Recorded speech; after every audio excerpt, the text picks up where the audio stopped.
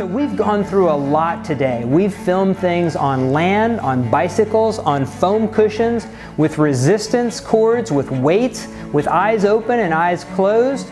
We've done a lot, but one thing we intentionally left out of the video, just out of respect for your time, is things that can be done in the pool. So Steve's doing some very innovative programming in the pool based on a prescription that I gave him a few months ago. Steve, can you elaborate on that?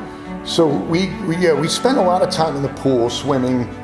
We try to break it up doing all strokes, but what Mike has instilled in me, and friends of mine are doing this too, is we are running in the pool, and then we're running with our eyes closed, and then we're running backwards with our eyes closed. We're doing karaoke with our eyes closed.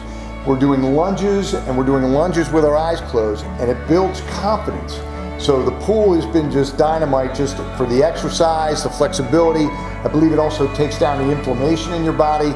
But these exercises build confidence in our everyday lives. Yeah, that's great. And what's very integral in what Steve said is that the pool environment is very forgiving, and so he can work on challenging himself to a level that he really can't do on land, because what we like to say in the pool environment, you could splash, but you won't crash. So thank you for elaborating on that, Steve. And what we've learned today is that there are 5 different attributes of fitness. There's flexibility, there's balance, there's strength, and there's endurance, as well as function. And we've addressed all 5 of those through 3 real people that have Charcot-Marie-Tooth. We've met Scott, Steve, and Jamie, and hopefully you've been able to find yourself and identify yourself with one of these 3 individuals in all of the different types of fitness attributes you've given throughout watching the video. Success takes determination. It takes hard work, it takes time, it takes effort.